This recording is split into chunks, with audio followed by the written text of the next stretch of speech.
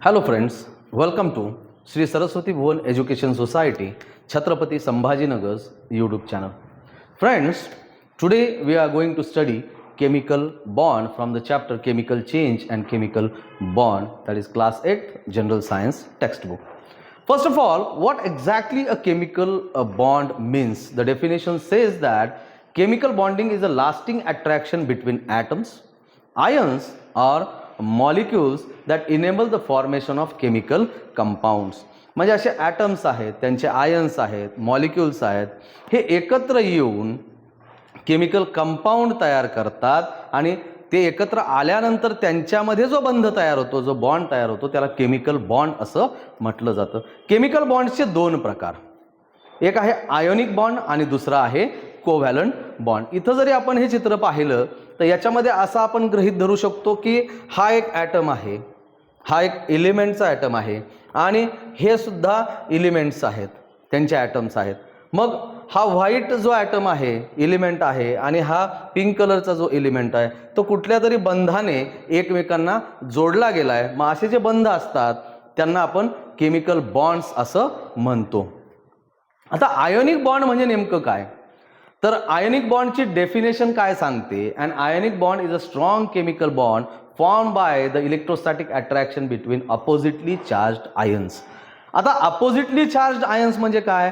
तर positive ion आणि negative ion. Positive आयनला आपण कॅटायन म्हणतो आणि निगेटिव्ह आयनला आपण एनायन म्हणतो. आता हा जो पॉझिटिव्ह आयन आहे, हा कॅटायन आहे, हा नेमका कॅटायन काय? तर तो नेहमी डोनर असतो, म्हणजे तो इलेक्ट्रॉन्स डोनेट करतो, इलेक्ट्रॉन्स देतो आणि ते नेहमी मेटल्स असतात. त्याचबरोबर एनायन जो आहे, हा एनायन निगेटिव्हली चार्ज ॲटम आहे. का? तर तो ॲक्सेप्टर आहे. कंपाऊंड फॉर्म करताना तो इलेक्ट्रॉन्स ॲक्सेप्ट करतो, तो इलेक्ट्रॉन्स घेतो आणि त्याच्यामुळे त्याच्यावरती निगेटिव्ह चार्ज असतो, त्याला आपण एनायन असं म्हणतो. आणि मग हे इलेक्ट्रॉन्सची देवाणघेवाण झाल्यानंतर मेटल्स आणि नॉन मेटल्समध्ये कंपाऊंड्स तयार होतात. अशा कंपाऊंड्सला आपण आयोनिक कंपाऊंड्स म्हणतो आणि त्यांच्यामध्ये जे बॉन्ड्स तयार होतात अशा बॉन्ड्सला आपण आयोनिक बॉन्ड असं म्हणतो. आता इथे एक एक्झाम्पल दिलंय. एक्झाम्पल कशाचं आहे? तर सोडियमचा ॲटम आहे आणि क्लोरीनचा ॲटम आहे. आपण सोडियमचं इलेक्ट्रॉनिक कॉन्फिगरेशन जर पाहिलं तर सोडियमचा ॲटॉमिक नंबर 11 आहे. मग त्याचं इलेक्ट्रॉनिक कॉन्फिगरेशन 281, म्हणजे पहिल्या के शेलमध्ये 2 इलेक्ट्रॉन्स, त्याच्यानंतर एल शेलमध्ये 8 इलेक्ट्रॉन्स आणि मग एम शेलमध्ये 1 इलेक्ट्रॉन आहे.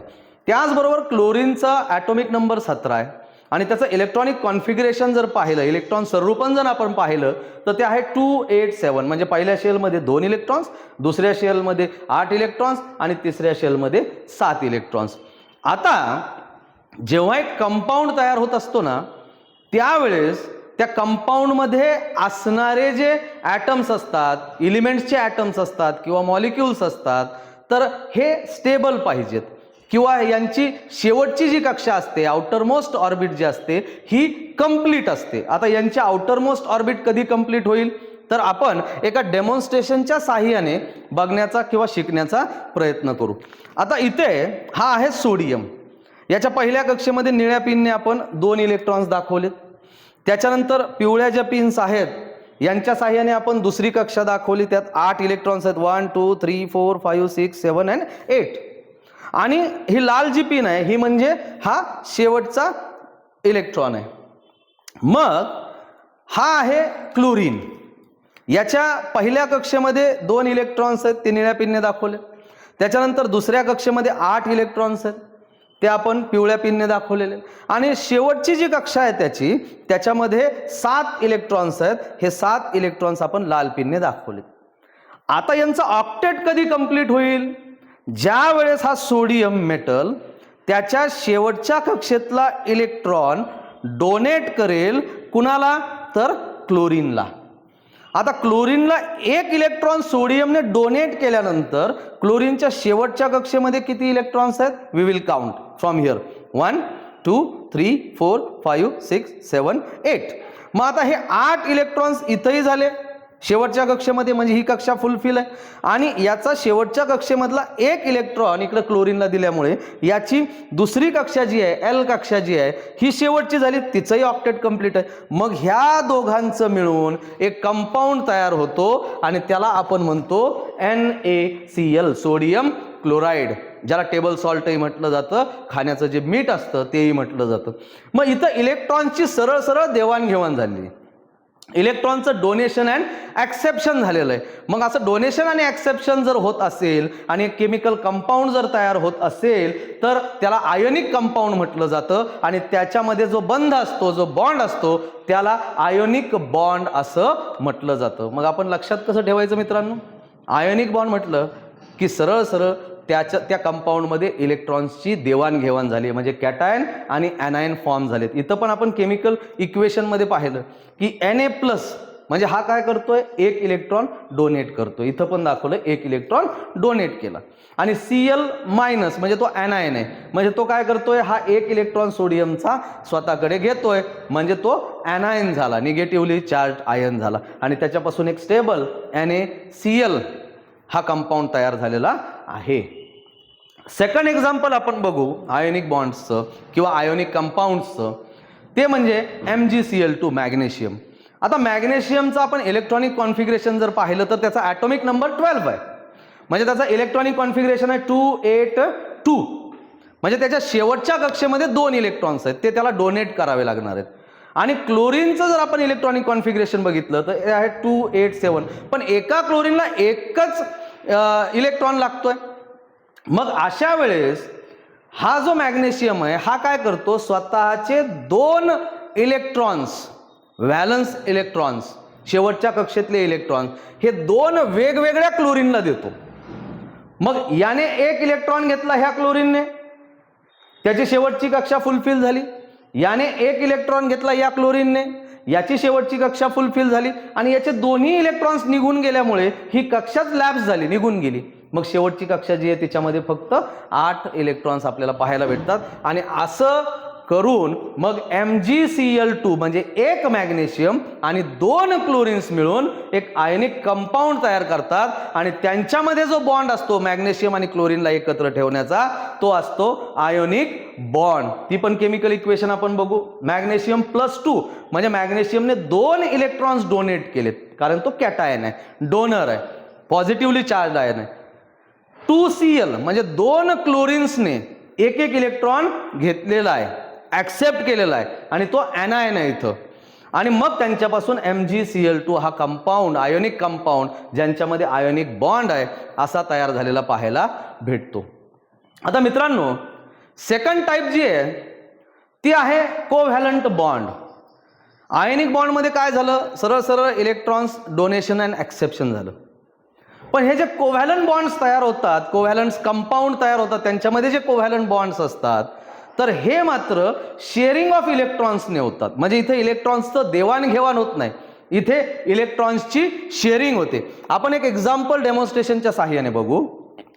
आता हा आहे हायड्रोजन. हायड्रोजनचा ॲटॉमिक नंबर काय, 1. मग इलेक्ट्रॉनिक कॉन्फिगरेशन काय येणार, ओनली 1. एकच इलेक्ट्रॉन त्याच्या पहिल्याच कक्षेत, पहिली आणि शेवटची कक्षा त्याची. हा दुसरा हायड्रोजन आहे, ॲटॉमिक नंबर 1, इलेक्ट्रॉनिक कॉन्फिगरेशन 1. पण मग ह्या हायड्रोजननी सरळ इलेक्ट्रॉन जर देऊन टाकला तर हायड्रोजन राहणारच नाही, त्याचं अस्तित्वच राहणार नाही.